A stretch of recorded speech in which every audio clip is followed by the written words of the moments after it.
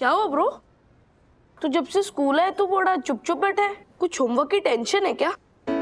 अरे होमवर्क की टेंशन नहीं, होम का टेंशन है। मतलब कुछ समझा नहीं। कई दिनों से मेरी नानी मेरे मम्मी को एक नया बिजनेस शुरू करने के लिए कह रही है और अब मम्मा ने भी सोच लिया है कि वो एक हाउसवाइफ की जगह एक वर्किंग वुमन बन जाएगी। कॉमेडी के वीडियोस देखने के लिए हमारे चैनल को लाइक और सब्सक्राइब करें। Here coffee. Thank you. अच्छा, मामी कुछ दिन और ठहरने वाली है यहाँ। तो नहीं तो ये हमारा जो वागड़ हाउस है वो वागड़ युद्ध भूमि तो नहीं बन जाएगा ना? ऐसा क्यों सोच रहे हो राज? हाँ, माँ और मामी के बीच में जो झगड़ा है वो खत्म हो चुका है। अब दोनों दोस्त बन के रहेंगे। तुम अपनी मामी को बचपन से जानती हो, मैं मेरी मम्मी को बचपन से जानता हूँ। एक बात बताओ, तुम्हें सच में लगता है ये दोनों बहुत समझदार और इनोसेंट और सॉर्टेड टाइप की है? वेल, पॉइंट तो है तुम्हारी बात में। एक ओपन सीक्रेट है वैसे, मम्मी अग्रेसिव है, राइट? लेकिन मामी के आने से ना मम्मी के अंदर ऐसे कॉम्पिटिटिव स्पिरिट जाग गया है। कहीं ना कहीं मुझे अच्छा लग रहा है वो। How mean is that, राज? नहीं, मीन नहीं, सच कह रहा हूँ। ऐसे मम्मी को जोश में देखकर ना मुझे भी ऐसी एनर्जी मिली है। अच्छा, तुम माँ से ट्यूशन क्लासेस ले लो। वो अग्रेशन, वो कॉम्पिटिटिव स्पिरिट ऑफिस में यूज करो हैरी के सामने। हाँ, क्या हुआ? दक्कू भाई आजकल मेंटेनेंस का बिल ऐसे मोबाइल पे भेजते हैं। वाह, ये क्या है? क्या? इतना बड़ा बिल है ये? दिमाग खराब हो गया क्या दक्कू भाई का? ये देखो। ओ दक्कू भाई, ये जो आपने मैसेज भेजा है सोसाइटी के ग्रुप पर कि अगले महीने से हर फ्लैट का 10% मेंटेनेंस बढ़ाने का सर्कुलर किसे पूछकर भेजा है? हिसाब दे, तू सोसाइटी का हिसाब दे। इसको पूछ के 10% बढ़ाया तूने? हैं? आप लोगों को हिसाब चाहिए। चाहिए? बैठिए बैठिए। हाँ तो बैठते ना, डरते थोड़ी है। आइए राजेश भाई, दे हिसाब दे। राजेश भाई, ये देखिए, ये सोसाइटी की इनकम एक्सपेंडिचर फाइल देखिए, सारे खर्चे हैं इसमें। इसके अलावा 1 मिनट रुकिए।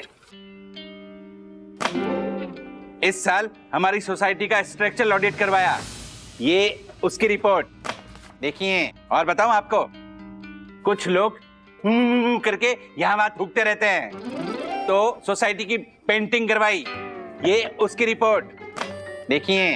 अरे मुझे भी तो दे झालर। तुझे क्या दूं? पढ़ा लिखा है तू? समझ में आएगा तुझे? बुक्का मारूंगा तुझे। इसके अलावा कोरोना की वजह से हमारी पवित्र सोसाइटी सोसाइटी को बार बार सैनिटाइज करना पड़ता है, ये उसके बिल देखिए।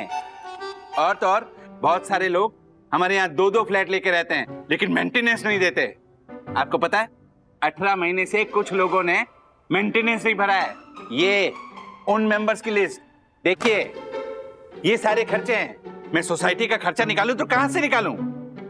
बोलो बोलो, कुछ तो बोलो। देख लिया हिसाब तो अपना मुंह खोलो।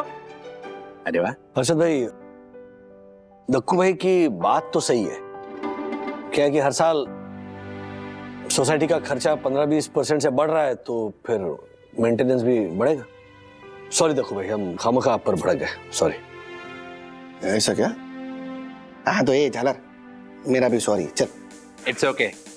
राजेश भाई जी, आप तो समझदार, सुंदर सन्नारी वन्ना भाभी के इकलौते पति हैं, इसलिए आपकी बात को मैं दिल पे नहीं लेता हूं। इतना भारी सम्मान करने के लिए साई दर्शन हाइट सोसाइटी के ऑनरेबल सेक्रेटरी का बहुत बहुत धन्यवाद। It's okay.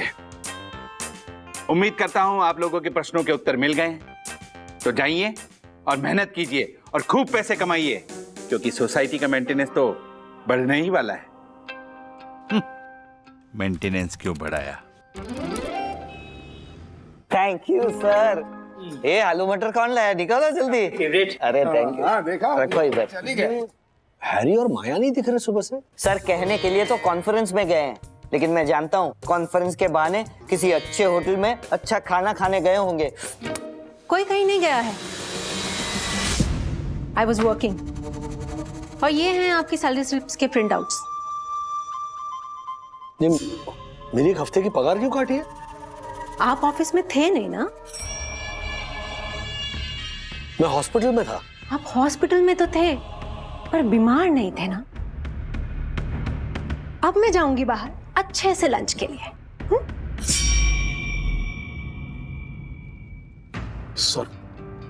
सर ये सरासर नाइंसाफी है। आपको आवाज उठानी चाहिए। हाँ सर।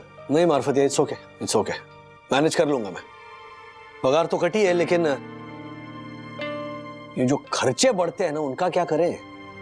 जिस तरह हम दासानी को हमारा टिफिन खाने से रोक नहीं सकते, उसी तरह इन बढ़ते खर्चों को हम रोक नहीं सकते। इसीलिए तो हमें अपने साथ साथ इस दास्तानी के लिए भी कमाना पड़ता है। थैंक यू चंदू, कमाते रहो। इसीलिए पता है चंदू, ये दासानी से डरने के बजाय, मतलब सॉरी दासानी से नहीं, मतलब इन खर्चों से डरने के बजाय ना, सेविंग्स के, इन्वेस्टमेंट्स के हमें ऐसे और एवेन्यू ढूंढने पड़ेंगे जहां से हमें ये एक्स्ट्रा इनकम मिले। नो, वो कहते हैं ना कि a penny saved is a penny earned। I know sir, बूंद बूंद से समंदर भरता है। पर सर, हम मिडिल क्लास लोगों के लिए घर के बजट को जगल करना बहुत बड़ा डिफिकल्ट टास्क होता है, फिर भी करना तो पड़ता ही है। हम नहीं करते, वो ये बजट का जगलिंग होम मिनिस्टर करती है। फिर कहीं वो माँ होती है, कहीं बहन,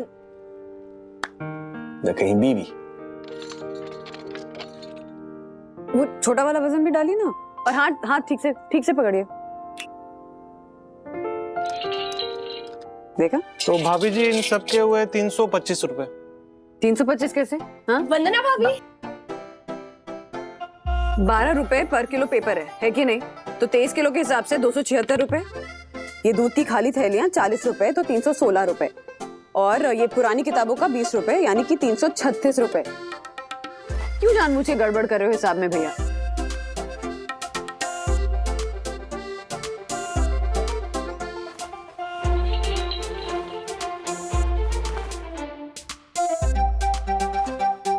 वंदना भाभी, आप भी क्या 5-10 रुपए के लिए एक कबाड़ी वाले के साथ मगजमारी करते हैं? हाँ? अरे मेरे हर्षद तो ना वो कबाड़ी वाले को हमारे घर पे बुलाने से भी मना करते हैं। हाँ ज्योति भाभी, हम फिक्स्ड इनकम वाले लोग हैं ना, हमारे लिए 5-10 रुपए भी बहुत मैटर करते हैं। अब ये 336 रुपए, इसमें माँ पापा के घर का और हमारे घर का 2 दिन का दूध आ जाएगा। सॉरी वंदना भाभी, मैं जानती हूँ ये फ्लैट के मेंटेनेंस के बढ़ने से आपका पूरा बजट हिल गया होगा ना। ये सब ना वो दक्षेश भैया का सर्कुलर, उसकी वजह से हुआ ये सब। हाँ, भी वजह से हुआ हो ज्योति भाभी, लेकिन हम जो हाउसवाइफ्स हैं उनको जैसे तैसे भी करके इस बजट को संभालना तो पड़ेगा ही ना।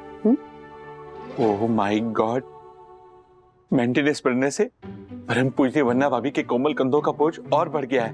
उन्हें पाई के लिए जगलिंग करनी पड़ रही है। ओह माय गॉड, और ये सब तेरी वजह से हुआ है दक्कू, तेरी वजह से। कुछ कर, कुछ सोच, ताकि परम पूज्य वंदना भाभी के कोमल कंधों का बोझ कुछ कम हो जाए। कुछ सोच दक्कू, कुछ सोच।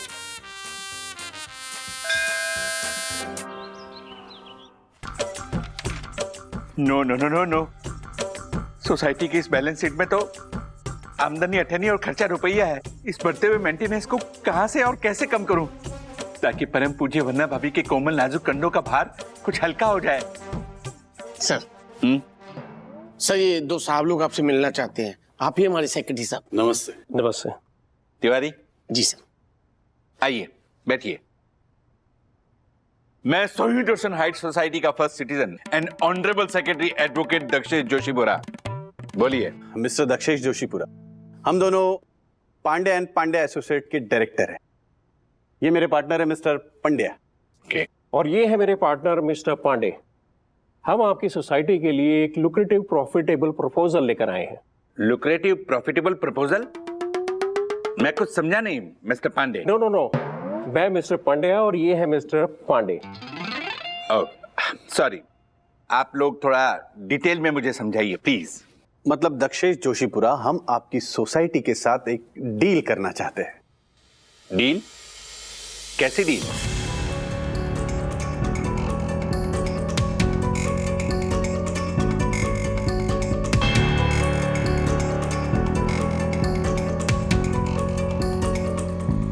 अरे वाह, ये प्रपोजल तो जबरदस्त है। वंदना भाभी, oh my God, sorry, oh my sorry. दिमाग खराब हो गया है क्या तुम्हारा? बच्चों की तरह भागा दौड़ी कर रहे हो?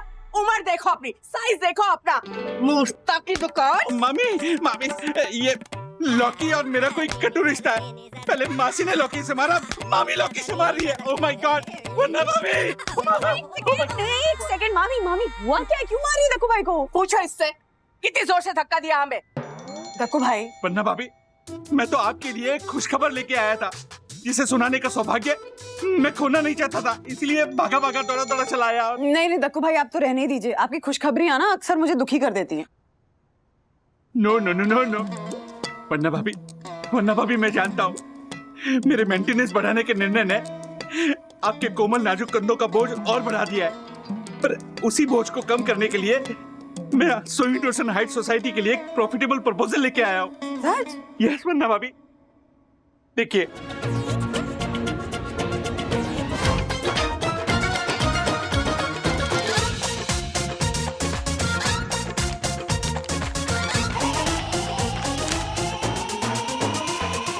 ये तो बहुत क्लेवर आदमी है।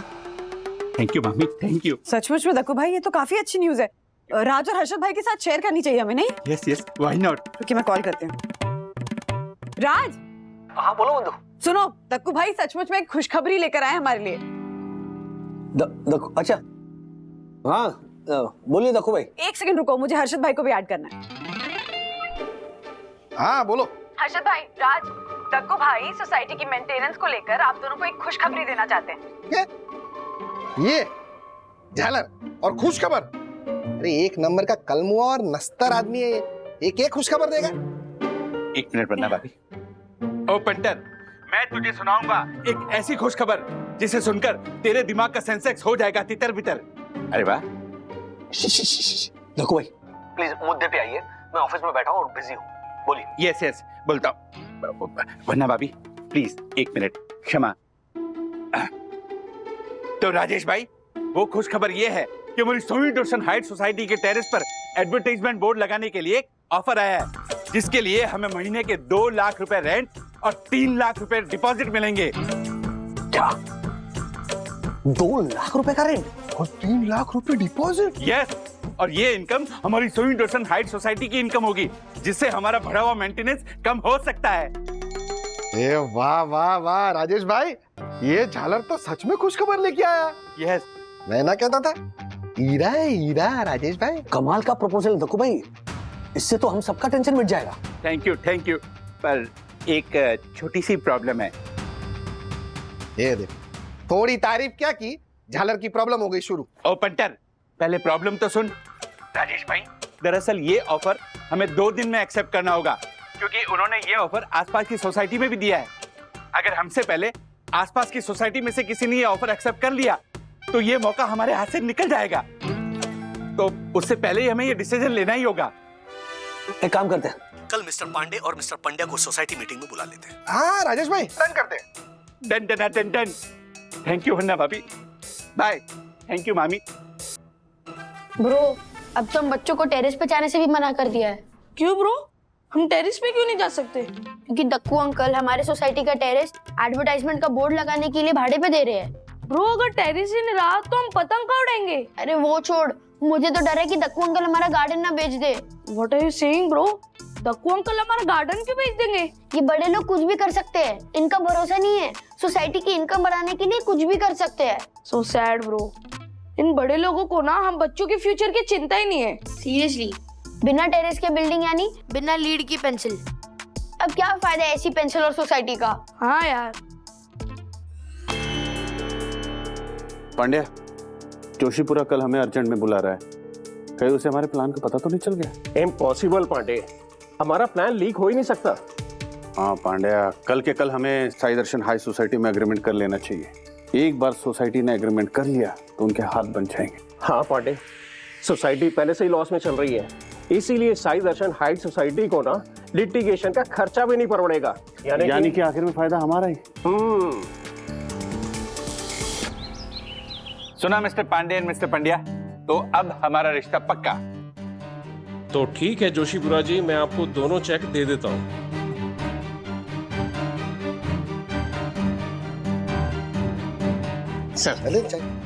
जोशीपुरा जी, ये लीजिए 2 चेक, एक इसमें डिपॉजिट का चेक है और एक एडवांस रेंट का।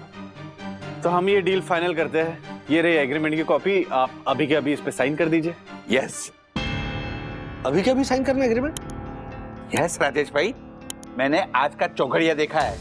9:60 का शुभ मुहूर्त है। ये झालर 9:60 सीधा सीधा 10 बजे का मुहूर्त बोला। No no no no no, second में मुहूर्त बदलता है, इसलिए ठीक 9:60। ना 1 सेकंड इधर ना 1 सेकंड उधर। एक मिनट है मुहूर्त में अभी 5 मिनट, तो क्या मैं ये एग्रीमेंट पढ़ सकता हूँ? हाँ हाँ, क्यों नहीं, आप पढ़ सकते हैं। लीजिए पढ़िए। ये मिस्टर राजेश पागले हैं, इन्हें कानूनी भाषा का कोई ज्ञान नहीं है, फिर भी इन्हें पढ़ लेने दीजिए। और वैसे भी सोहित रोशन हाइट सोसाइटी का ऑनरेबल सेक्रेटरी और एक इंटेलिजेंट एडवोकेट होने के नाते मैंने मेल पर इस एग्रीमेंट के क्लॉज को बिल्कुल क्लोजली पढ़ा है, और इसका हर क्लॉज सोहित रोशन हाइट सोसाइटी को केवल फायदा पहुंचाएगा, ऐसा ही लिखा है। सारे क्लॉज सही है। आप ठीक कह रहे थे देखो भाई। देखा, आप लोग तो मेरी बात पर विश्वास ही नहीं करते।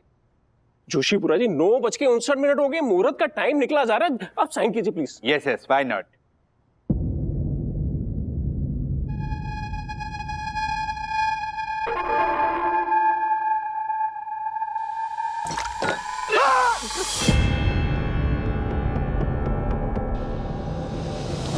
Oh my God! Oh my God! ये क्या हो गया? अब एग्रीमेंट साइन नहीं हो पाएगा। सॉरी मिस्टर जोशीपुरा जी, वो गलती से हाथ लगने से चाय गिर गई। अब दूसरा एग्रीमेंट बनाने में टाइम लगेगा। अरे आप चिंता मत कीजिए, मेरे पास एग्रीमेंट की एक कॉपी और है, ये लीजिएगा। ये बात। एक मिनट देखो भाई, ये एग्रीमेंट की कॉपी मैं देखना चाहता हूँ। आपने एग्रीमेंट पढ़ा तो सही अभी। अरे वागले जी, मुहूर्त निकला जा रहा है, उन्हें एग्रीमेंट पे साइन करने दीजिए, उसके बाद आप चाहिए तो पढ़ लीजिए। और वैसे भी एग्रीमेंट साइन होने के बाद में एक कॉपी तो हम देंगे ना आपको। हम नहीं, मुझे अभी पढ़नी है। ये क्या है जोशीपुरा जी, इसके पहले तो इन्होंने एग्रीमेंट पढ़ा है ना, फिर क्या जरूरत है? मुहूर्त निकला जा रहा है, एग्रीमेंट साइन करने दीजिए उन्हें। हाँ राजेश भाई, एक मिनट देखो भाई, पहले वाली एग्रीमेंट कॉपी पर चाय गिर गई ना, तो बस मैं ऐसे पढ़ना चाहता हूँ।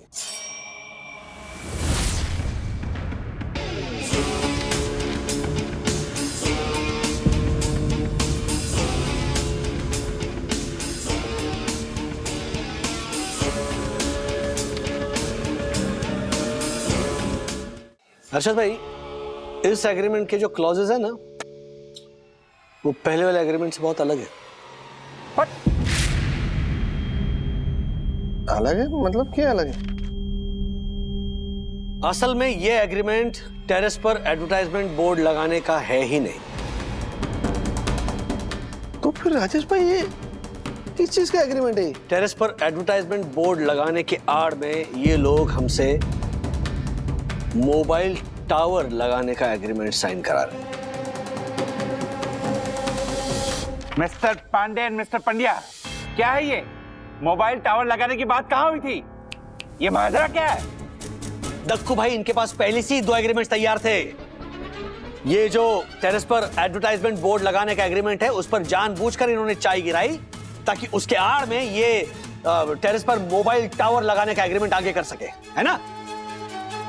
जब राजेश भाई चीटिंग की, लोग ने फ्रॉड किया, चीटिंग करे तेरी तो अच्छा भाई, एक मिनट। मेरी सोहित रोशन हाइट सोसाइटी के खिलाफ इतना बड़ा षड्यंत्र? मिस्टर शंडिया, मिस्टर पंड्या, मैं तुम्हें छोड़ूंगा नहीं। मैं पांडे हूँ, ये पांडे है। अरे तुम दोनों जो कोई भी हो, अब मैं तुम्हें छोड़ूंगा नहीं। एक मिनट। हेलो इंस्पेक्टर साहब, बैठ जाइए नीचे।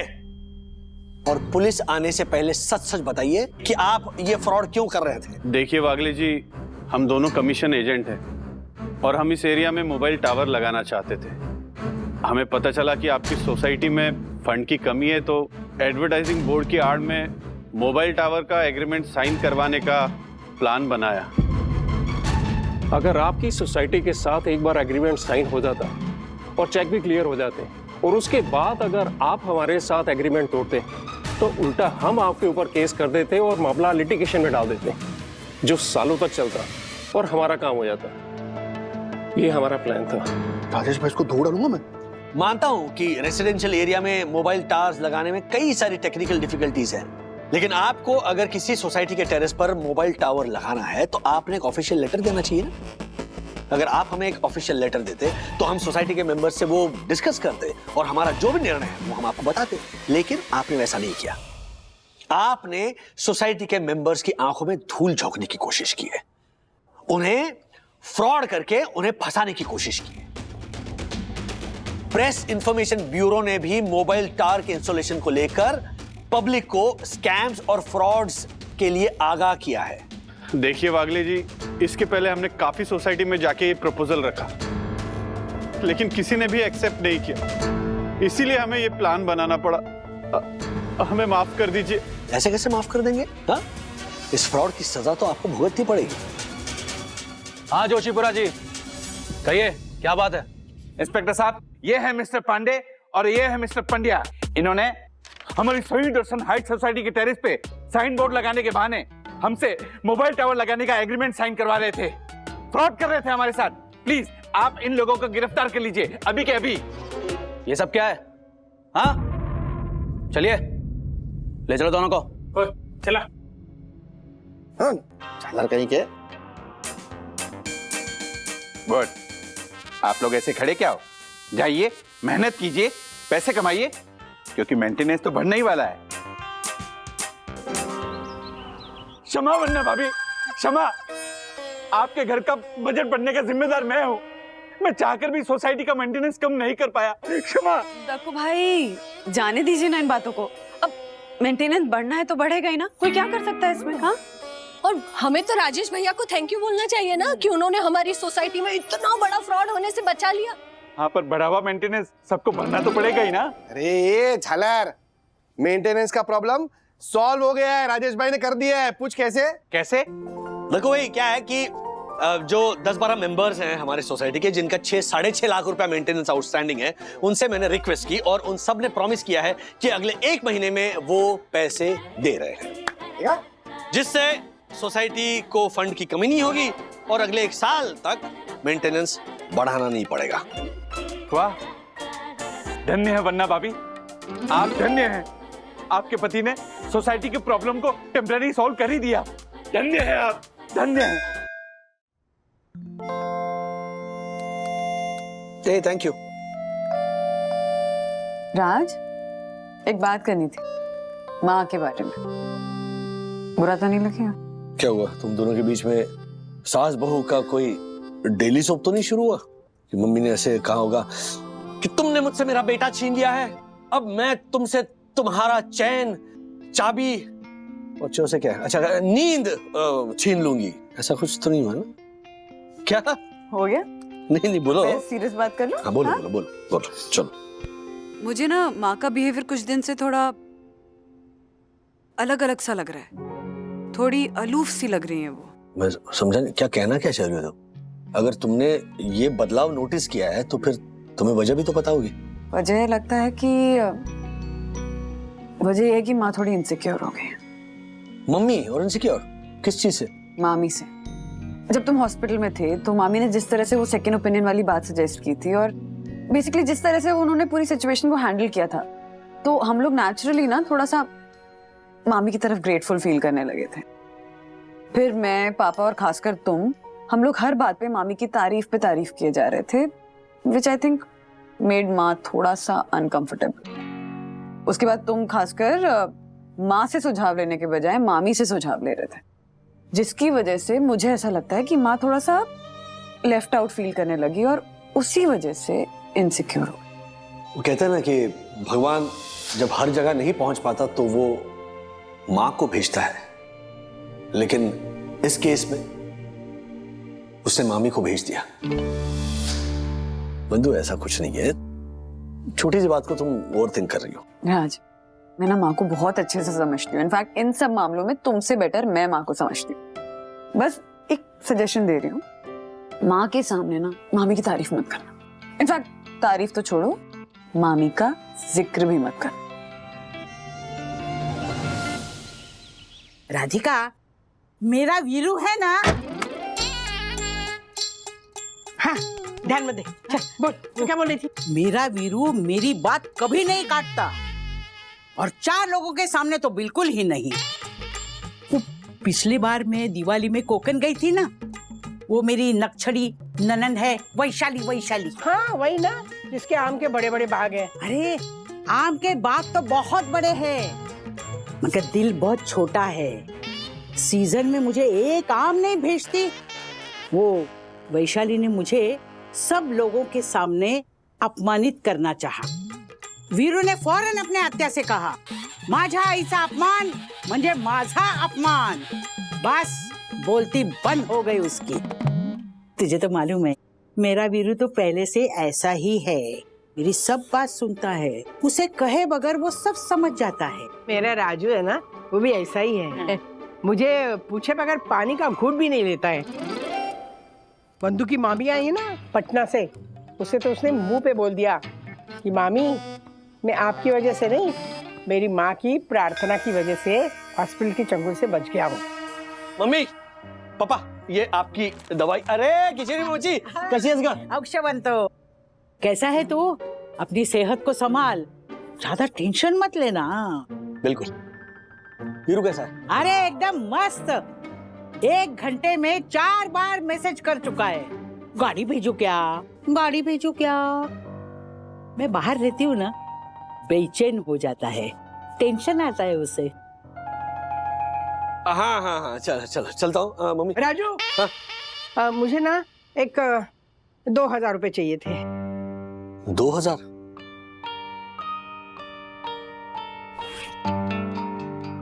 हाँ, 2000 नहीं मम्मी। हाँ?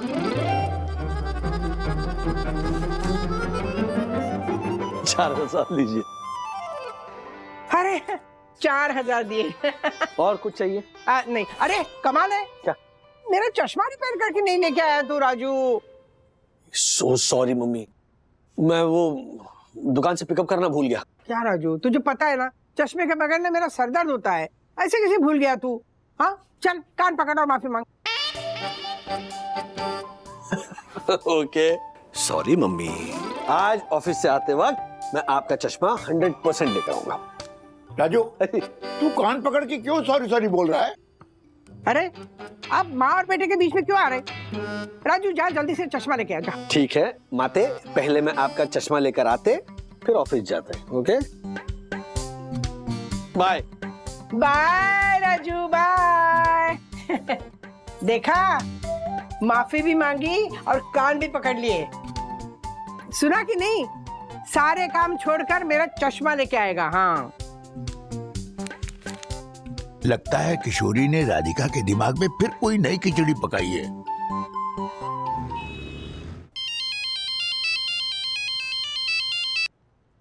हेलो, राजेश, वीरेंद्र बोल रहा हूँ। अरे वीरेंद्र, कैसा है? आज सुबह ही किशोरी मौसी से तेरे बारे में पूछ रहा था, इसीलिए फोन किया है। तूने बहुत बड़ी गड़बड़ कर दी। मैंने? कैसी गड़बड़? तेरी बचकानी हरकतों की वजह से मुझे बहुत प्रॉब्लम हो रहा है। एक मिनट, तू क्या बोल रहा है? क्या बचकानी हरकत है? मैं कुछ समझा नहीं। एक बात बता, आज तो किसी बात को लेकर राधिका मौसी के कहने पर कान पकड़कर सॉरी बोला था क्या? हाँ, तो उसका क्या? वहीं से तो प्रॉब्लम शुरू हुआ है। तूने तो आई के कहने पर सॉरी बोल दिया। अब मेरी आई हर बात पर तेरा उदाहरण देकर मुझसे भी कान पकड़कर माफी मंगवा रही है, मुझे बच्चों जैसा ट्रीट कर रही है। अरे वीरू, माँ के लिए हम बच्चे ही हैं, तो इतनी कौन सी बड़ी बात है? तो क्यों छोटी सी बात को दिल पे ले रहा है? और इसी बहाने ना, अरे आई बाबा ना खुश रहते हैं, तो पकड़ लेने के कान। It's not a big deal.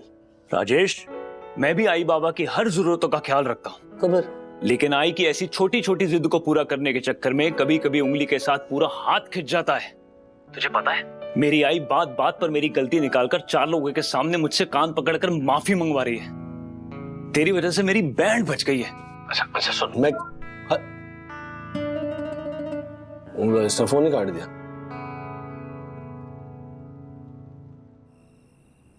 बंधु, आज ही वीरेंद्र का फोन आया था, किशोरी मौसी का बेटा। अचानक? क्या? आज सुबह मैं मम्मी से मिलने गया था।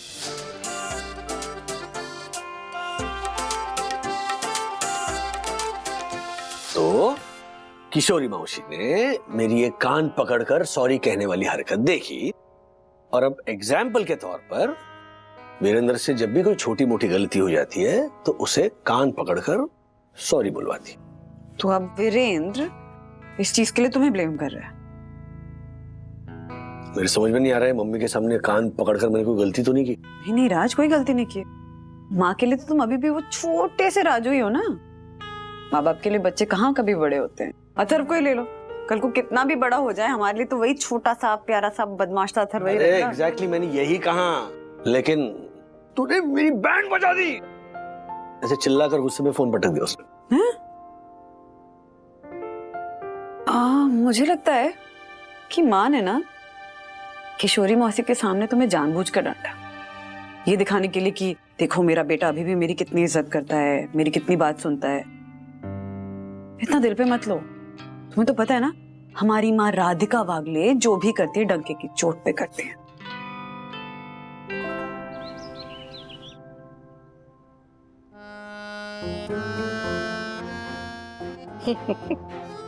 ये मामी को देखो, इतनी शोबाजी करती है।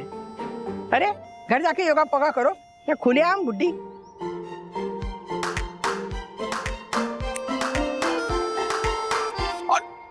अरे राधिका मासी, ऐसा मत कीजिए, फूल मत तोड़िए। जोशीपुरा साहब आ गए तो बवाल कर देंगे, हमारी नौकरी खा जाएंगे। प्लीज। ए तिवारी, तू मुझे ना वो डाकू की धमकी मत दे, समझा ना।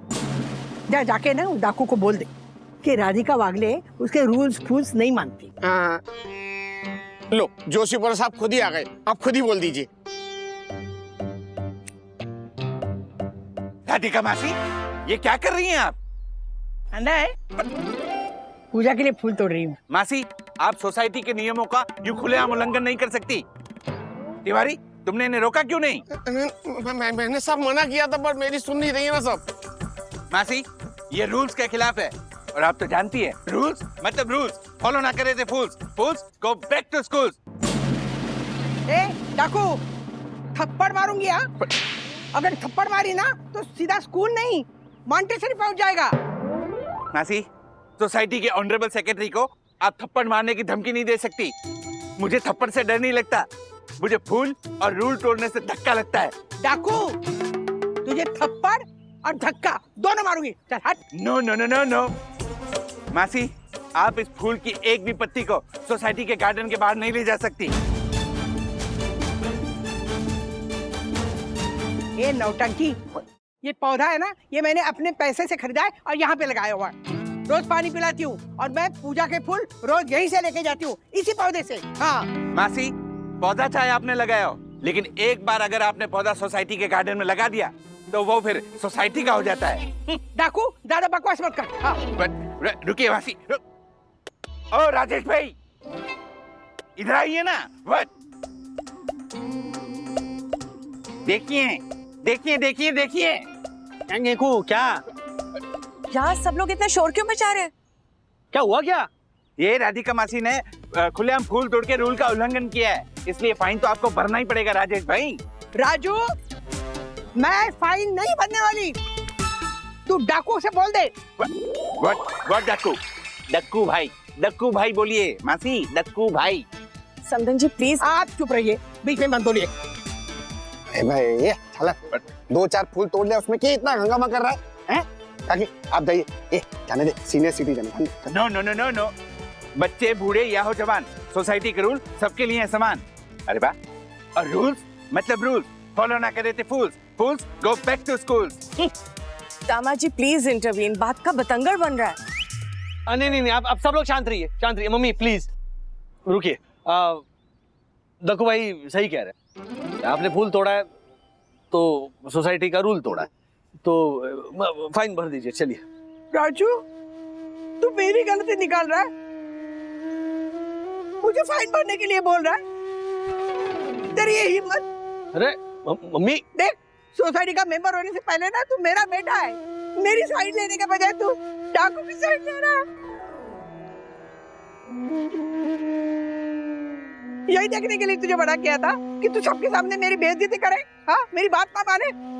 देख तुझे ना इसकी सजा मिलेगी। मैं तुझे चल उठक बैठक कर, कान पकड़ के उठक बैठक कर। उठक बैठ? हाँ। ओ राजेश भाई, कान पकड़ के ऐसे ऊपर नीचे करते हैं, उसे उठक बैठक बोलते हैं। कीजिए। मुझे पता है उठक बैठक क्या होता है, लेकिन मम्मी सबके सामने उठक बैठक। राजू जब तक तू उठक बैठक नहीं करेगा ना, मैं यहाँ से हिलने वाले नहीं हूँ। हाँ। राजेश भाई, लगता है काकी का आज ऊपर का सर्किट लगा है। यार लाना उठक बैठक के फर्क पड़ता है।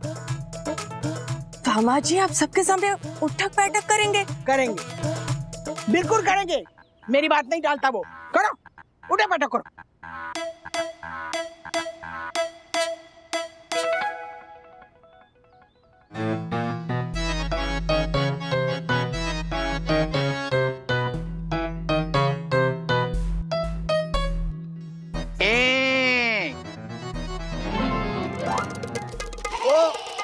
राजेश भाई, कहाँ खो गए? किधर हो?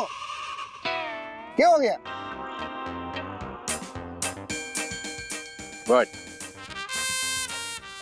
कुछ मम्मी मम्मी मेरी गलती हो गई, मैं कान पकड़ता हूँ। मुझे आपकी ही साइड लेनी चाहिए थी। ओके देखो भाई, फाइन। देखा मेरा बेटा, देखा कितना होनहार है। अरे मेरा बच्चा। ओए फूल दे। साबो तिवारी, क्या है? नहीं कुछ नहीं, पूजा करने जा रहे। हाँ। राजेश, मैं भी आई बाबा की हर जरूरतों का ख्याल रखता हूँ, लेकिन आई की ऐसी छोटी छोटी जिद को पूरा करने के चक्कर में कभी कभी उंगली के साथ पूरा हाथ खिंच जाता है। ओ राजेश भाई। हाँ, जी। अच्छा हुआ आपने कान पकड़ के माफी मांग ली, वरना उठक बैठक करनी पड़ती सच्ची में।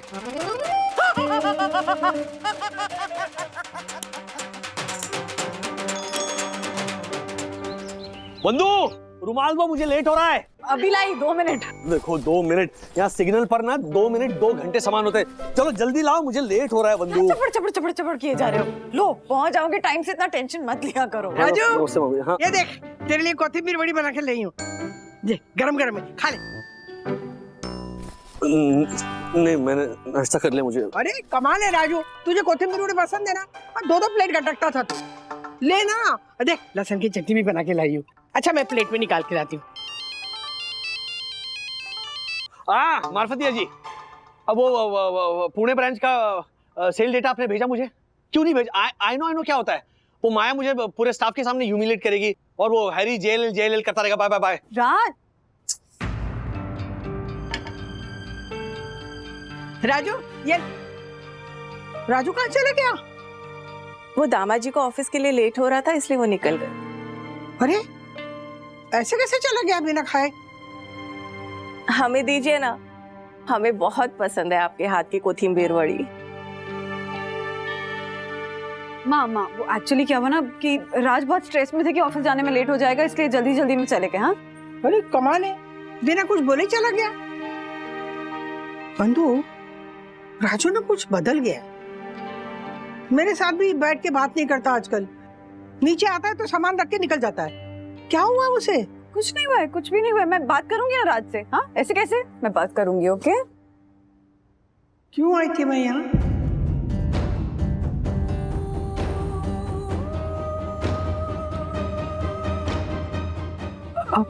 आप वो कोथिंबीर वड़ी लेकर आई थी ना राज के लिए? कोथिंबीर? अच्छा ये सखी और अथर्व को खिला देगा। मैं तेरे पापा को चाय दे के आती हूँ।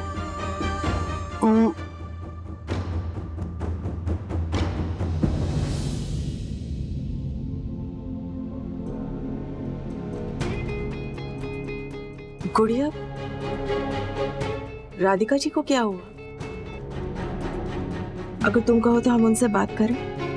हमें ऐसा क्यों लग रहा है कि हमारा यहाँ रहना उन्हें पसंद नहीं है। नहीं मामी, ऐसी कोई बात नहीं है। मैं बात करूंगी उनसे, पर ऐसा मत सोचिए। ध्यान से सुनो, अगर वो हैरी माया अकेले में तुम लोगों को केबिन में बुलाए तो उनके सामने स्टार्टअप की आइडिया नहीं बतानी है, ओके? जब 4-5 लोग हो तब ही आइडिया बाउंस करनी है। हाँ, ताकि हमारे पास प्रूफ हो। आई नो सर, अभी थोड़ी देर में हमारी वो ब्रेनस्टॉर्मिंग की मीटिंग शुरू हो जाएगी। एक मिनट। हाँ मम्मी बोलिए। हेलो राजू, कैसा है तू? मैं ठीक हूँ, अभी थोड़ा बिजी हूँ, मैं बाद में बात करूँ? हाँ मम्मी, एक अर्जेंट मीटिंग के लिए जा रहा हूँ। अगर कुछ जरूरी काम हो तो फिर आप बंधु से बात कीजिए ना। हाँ, okay, bye bye bye. Hello Raj, रख दिया?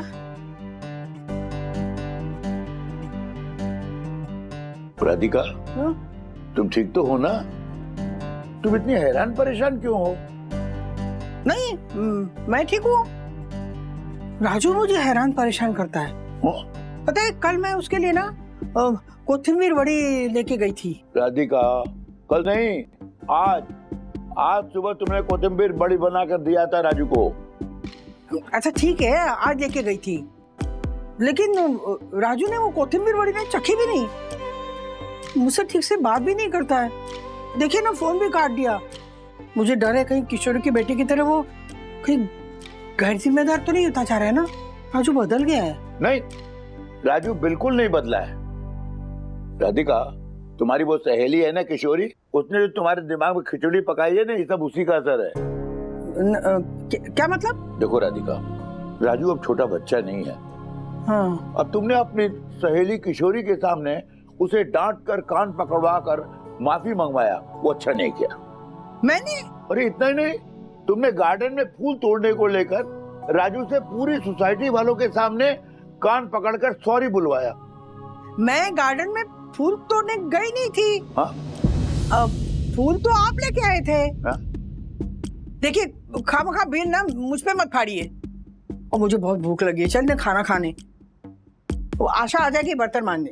राधिका, खाना हम लोग खा चुके हैं और आशा बर्तन पोछा करके चली भी गई, यू नो।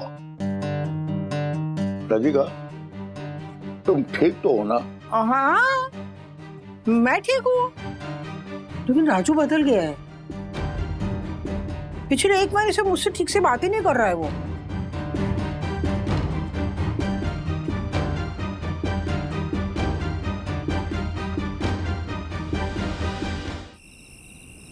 राज, इस तरह से माँ को अवॉइड करके ना इस इशू को और कॉम्प्लिकेट मत करो। माँ के साथ प्लीज पहले जैसा ही बिहेव करो। अरे मम्मी को ना किशोरी मौसी के सामने उंगली क्या दे दी, अब तो वो हाथ पकड़ रही है।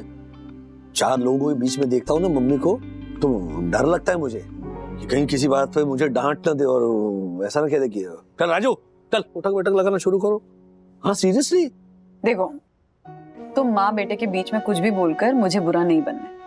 उनको तुम्हारा पॉइंट ऑफ व्यू समझाने जाऊंगी ना, तो उनको यही लगेगा कि मैं तुम्हारी तरफदारी कर रही हूँ, इसलिए तुम्हें समझा रही हूँ। माँ बाप जब बूढ़े हो जाते हैं ना, तो बच्चों की तरह जिद्दी हो जाते हैं। इनफैक्ट बच्चों की तरह जिद्दी क्या, बच्चे ही बन जाते हैं। पापा भी तो इतनी जिद करते हैं कभी कभी, इतना बचकाना बिहेव करते हैं, पर उनको कितने अच्छे से हैंडल करते हो तुम। अरे बट तुमने कितनी हेल्प की थी पापा को ठीक से समझने में। हाँ तो समझ लो, अभी भी हेल्प ही कर रही हूँ। माँ के गुस्से को, उनकी नाराजगी को, उनकी जिद को इस तरह मन पे मत लो। बचपन में जब तुम गुस्सा करते थे या तुम नाराज हो जाते थे, तुम जिद करते थे, अगर तब माँ ने उन बातों को अपने मन पे ले लिया होता तो तुमसे बात करनी छोड़ दी होती या तुम्हें अवॉइड करना शुरू कर दिया होता तो।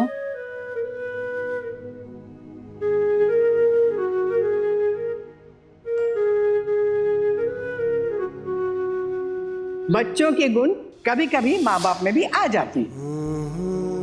तुझे आदत है ना सरप्राइज देने की, आज मैंने सरप्राइज दिया तुझे। Thank you. तुझे इस डॉक्टर पे भरोसा है ना? मुझे तुझ पे भरोसा है।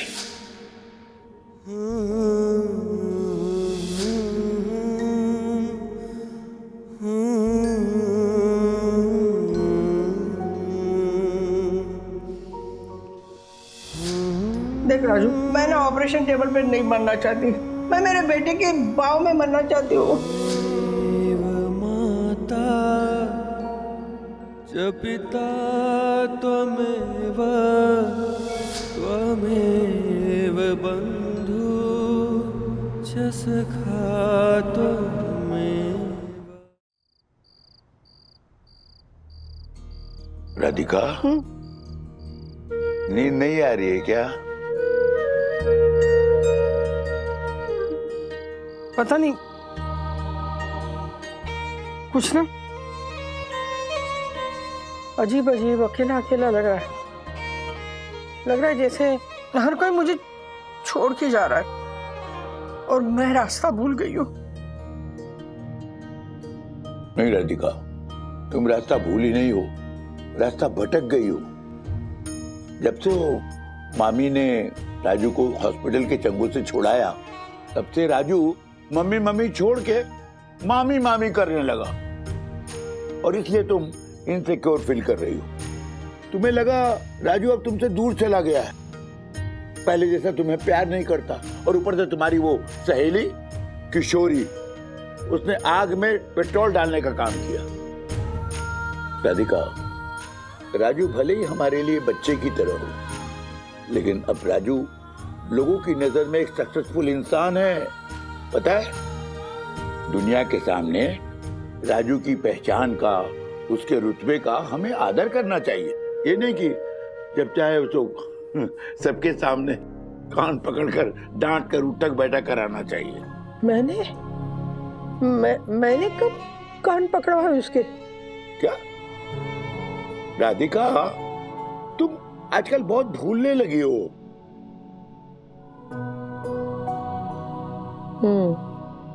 याद आया मुझे, वो तो लाड लाड में मैंने कुछ ज्यादा ही ज्यादती की ना उसके ऊपर।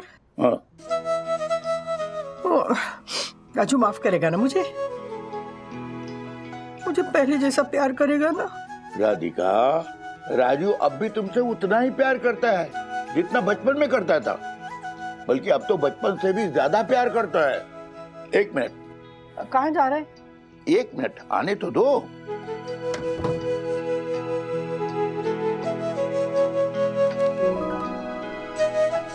ये देखो, ये कबाड़ में थी ये, याद है? राजू ने बचपन में अपनी माँ के ऊपर यानी तुम्हारे ऊपर कविता लिखी थी और उसे फर्स्ट प्राइज मिला था। मैंने इस कविता को इसी दिन के लिए संभाल के रखा था अपने कबाड़ में। लो पढ़ो। मेरे लिए लिखी थी? हाँ।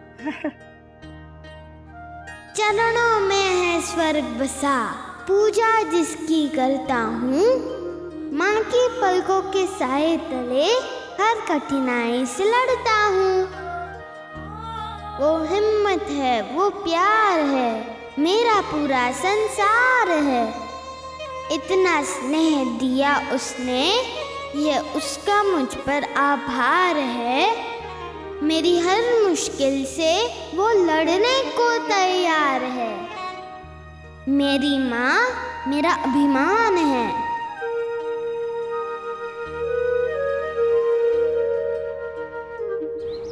अथर्वा, जल्दी आ जा। राज, तुम नाश्ता कर ना जाकर माँ से मिल लेना नीचे। हाँ, अरे मैं आ गई। माँ।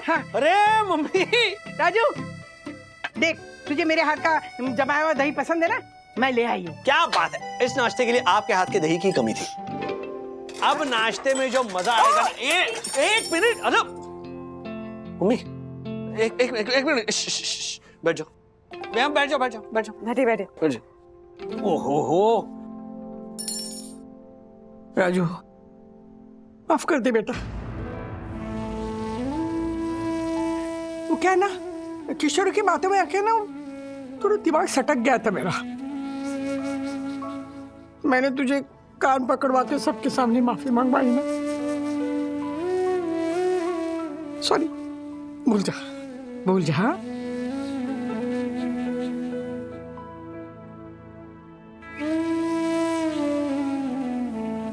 मैं भूल गया हूं, लेकिन एक बात आपको कभी नहीं भूलनी है, ये है कि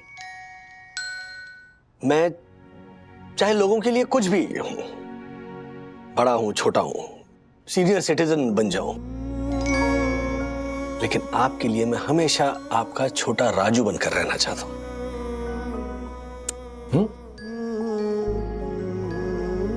और दूसरी बात यह है कि आपका जब भी मन करे ना, आप बेझिझक बिंदास सबके सामने मुझे डांटिए, पूरी दुनिया के सामने मुझे डांटिए, क्योंकि जब आप डांटेंगी तभी तो मेरे अंदर का बच्चा और मेरा बचपन जिंदा रहेगा।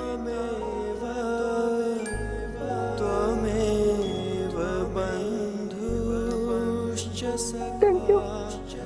क्या करना तू मेरे? अरे एक मिनट मम्मी, नहीं एक मिनट, आप क्यों इतनी बौखलाई हुई हो? नहीं नहीं, मैं कहाँ बौखला रही हूँ? बंधु की मामी थोड़ी हूँ मैं जो बौखला जाऊं। अच्छा, अब समझा। क्या समझा? तुझे बंधु की मामी में कुछ गलत नहीं लगता, बस मैं ही गलत लगती हूँ तुझे। मम्मी एक मिनट, दुनिया की कोई भी मामी हो मेरी मम्मी की जगह नहीं ले सकती। ओके, आप खामखा ख्याली पुलाव पकाती रहती हैं और फिर परेशान होती रहती हैं। वो गैस बंद कर दीजिए। इतना मत पकाइए ख्याली पुलाव। हाँ, ये सब भ्रम छोड़िए। कुछ भी हो जाए, मैं आपका राजू था, राजू हूं, राजू ही रहूंगा। मेरा कलेजा का टुकड़ा। पता है अथर्व, सखी, दिन बदले, साल बदले, जमाना बदल गया, लेकिन मेरा राजू उतना ही प्यार करता है मुझसे जितना पहले करता था। बिल्कुल। पता है, राजू ने ना मेरे लिए, मतलब मेरे ऊपर, स्कूल में एक कविता लिखी थी। कविता? हाँ, याद है? बिल्कुल। कौन सी कविता लिखी थी? हाँ राज, मुझे भी नहीं सुनाई। राजू जी, वो कविता मेरे पास है। ये नोटबुक आपने संभाल के रखा है? हाँ। Rajesh Wagde, Hindi, 6th standard, division A, roll number 25। Notebook अभी भी रखी आपने? हाँ। लेकिन देखने की जरूरत ही नहीं है, क्योंकि कविता तो बाय हार्ट है। अच्छा, सुनिए। चरणों में है स्वर्ग बसा, पूजा जिसकी करता हूं, मेरी माँ के पलकों के साए तले मैं हर कठिनाई से लड़ता हूं। वो हिम्मत है, वो प्यार है, मेरा पूरा संसार है। इतना उसने मुझे स्नेह दिया, ये उसका मुझ पर आभार है। मेरी हर मुश्किल से लड़ने को वो हरदम तैयार है। बातों में जिसकी मिस्री है, आंखों में चिंता की गठरी है, भगवान सा जिसका स्थान है, वो मां मेरा अभिमान है।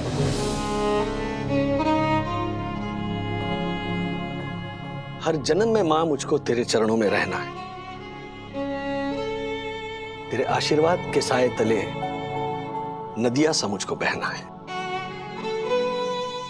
माथे पर चिंता की शिकन लिए मेरी हर मुश्किल दूर भगाती हो। मेरी नींद की चाहत में खुद को पूरी रात जगाती हो। भरपेट मुझे खिलाकर खुद भूखे पेट रह जाती हो।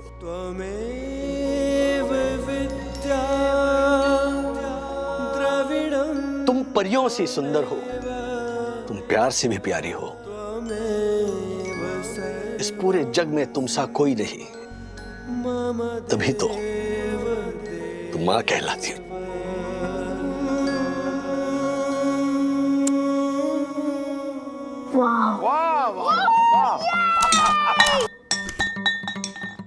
अथर्वा, अथर्वा प्लीज बेटा, अभी नहीं। Sorry, I am sorry. जो उठाओ वो।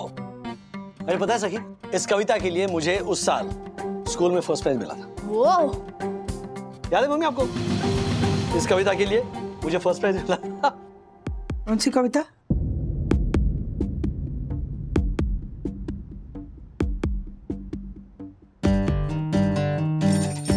कोई बात नहीं, ये ले। हाँ, तू दही खाएगा ना? हाँ, दही दीजिए, दही दीजिए।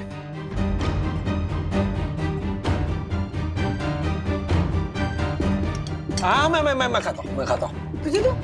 हाँ। ये ले सखी, ये चम्मच।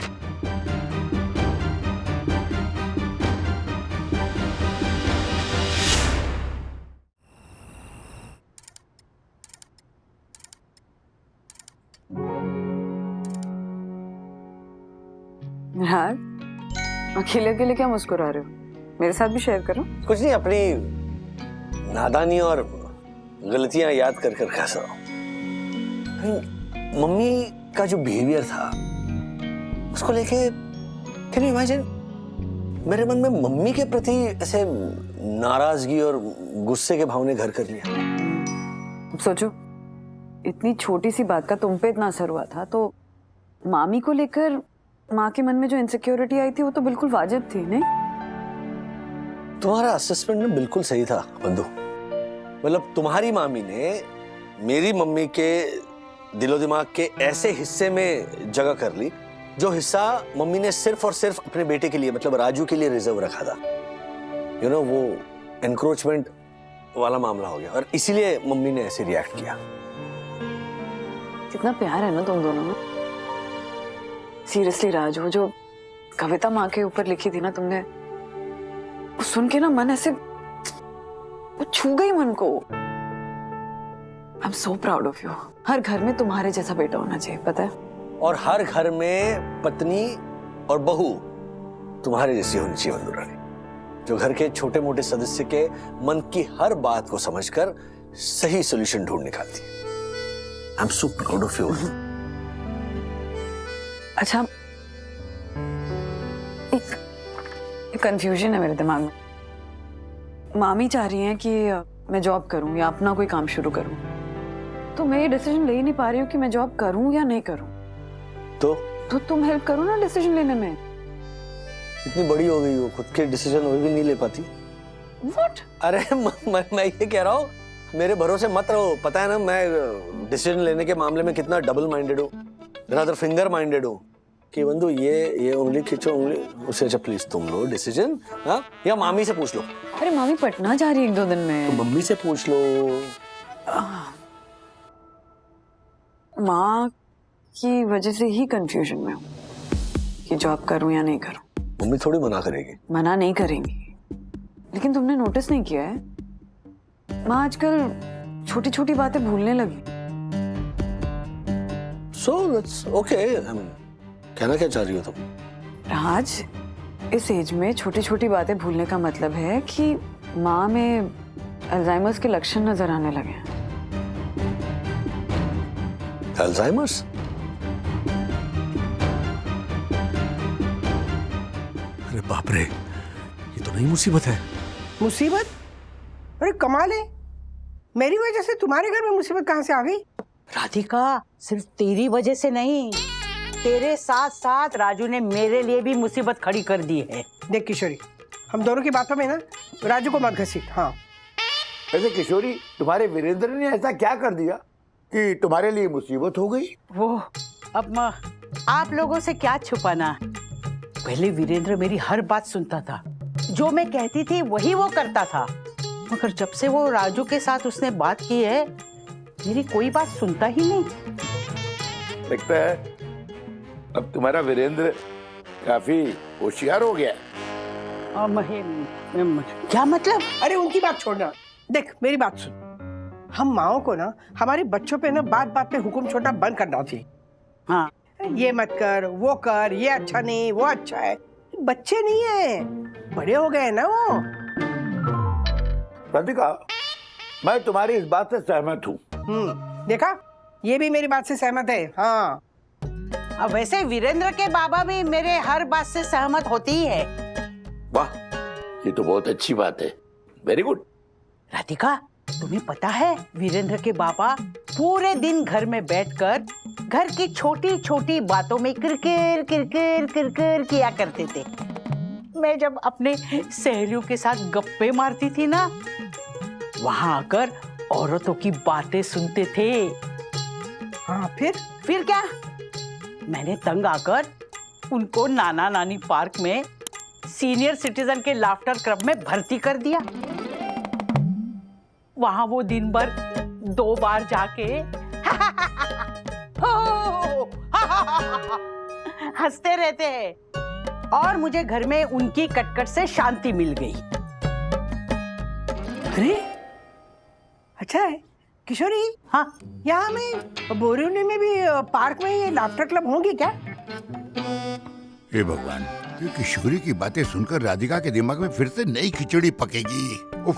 अरे हाँ, हर गार्डन में सीनियर सिटीजन के लिए लाफ्टर क्लब है। श्रीनिवास भाऊ को अगर वहाँ भेजना है मुझे बता देना, मैं एडमिशन करा दूंगी। ये अच्छा आइडिया है।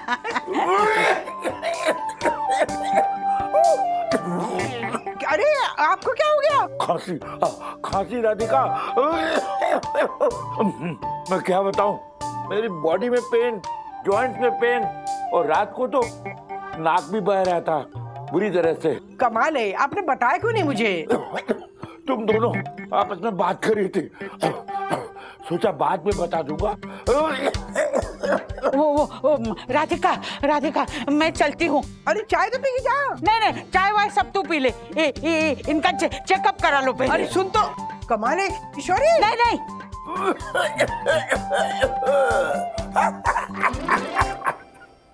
कमाल है, हैं?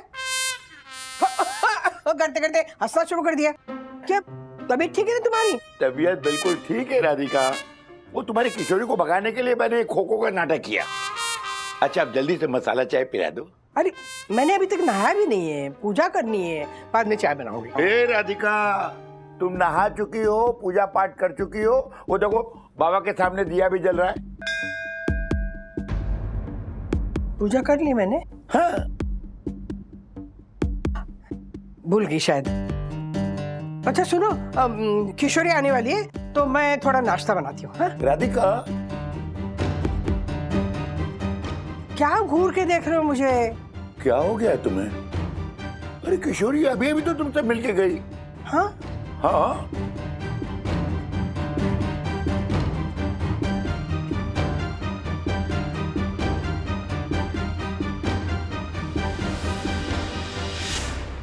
गुड़िया, तुमने राधिका जी की तबीयत के बारे में दामाद जी को बताकर बहुत अच्छा किया।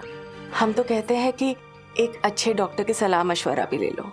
हाँ मामी, मैं भी वही सोच रही थी। और फिर कल हमारी पटना की टिकट भी हो गई है तो फिर मामी प्लीज टिकट कैंसिल करा दीजिए ना, 1-2 दिन और रुक जाइए प्लीज।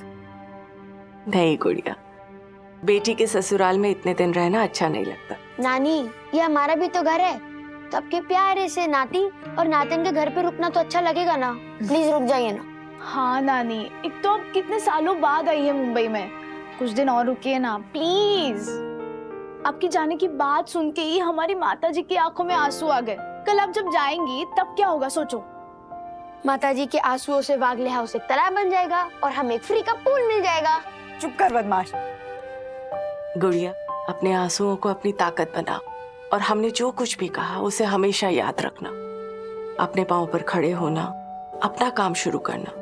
हमें तुम्हारी हिम्मत, समझदारी और मेहनत पर पूरा भरोसा है। हाँ मम्मा, नानी की ये बात बिल्कुल सही है।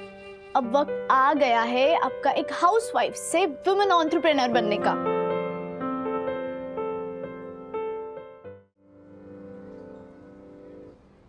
क्या हुआ ब्रो? तू जब से स्कूल है तो बड़ा चुप चुप बैठा है, कुछ होमवर्क की टेंशन है क्या? अरे होमवर्क की टेंशन नहीं, होम का टेंशन है।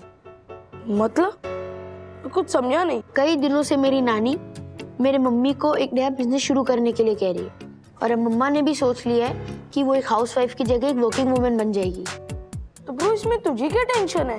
मैंने बचपन से हमेशा मम्मी को घर में ही देखा है। मैं जब भी घर में जाता हूँ, मम्मी दरवाजा खोलती है तो मुझे उनका चेहरा देख के रिलैक्स फील होता है। लेकिन अगर मम्मा नहीं होगी तो फिर मैं मम्मा को मिस करूंगा ना। क्या ब्रो, इतनी सी बात? तो चिंता मत कर, तेरे इस ब्रो के पास तेरी इस टेंशन का एक सॉल्यूशन है। कैसा सॉल्यूशन? देख, जब तेरी मम्मी काम पर जाएगी तो मैं अपनी मम्मी को बोलूंगा कि मेरी मम्मी तेरी मम्मी जैसे ही तेरा ख्याल रखे, और तेरी मम्मी जैसे ही तुझे डांटे तो तू अपनी मम्मी को बिल्कुल मिस नहीं करेगा। तेरा सॉल्यूशन तो सही है। एक काम करते हैं, तेरी मम्मा को बोलते कि वो मेरे घर पे शिफ्ट हो जाए। ये क्या तरीका है ब्रो? मैंने तुझे मदद के लिए उंगली पकड़ाई और तू तो पूरा हाथ ही खींच रहा है। अगर मेरी मम्मी तेरा ख्याल रखने के लिए तेरे घर पर आ गई तो मैं कहाँ जाऊंगा? विद्युत, तू मेरे घर आ जाना, मेरी मम्मी तेरा बहुत अच्छे से ख्याल रखेगी। तुम्हारे घर? हाँ, वैसे भी मेरे पापा दुबई में काम करते हैं, उनका कमरा खाली है तो उनका कमरा यूज कर सकता है। Not a bad idea.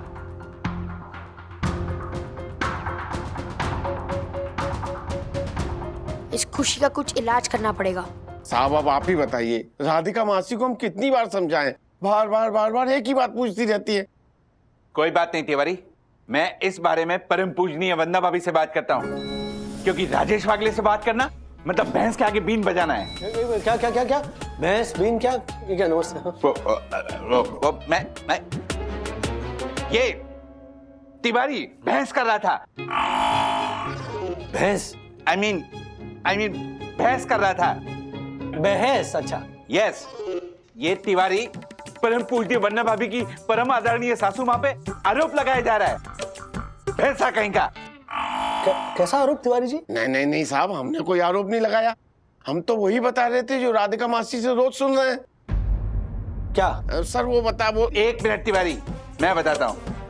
Rajesh भाई, राधिका मासी रोज दिन में 4 बार तिवारी को फोन करके एक ही बात पूछती है, तिवारी आज पानी आएगा, तिवारी आज पानी आएगा, तिवारी आज पानी आएगा, तिवारी आज पानी आएगा। नल बंद कीजिए अपने, एक मिनट। अगर सोसाइटी में पानी का प्रॉब्लम है तो मेंबर्स तिवारी जी को ही फोन करके पूछेंगे ना।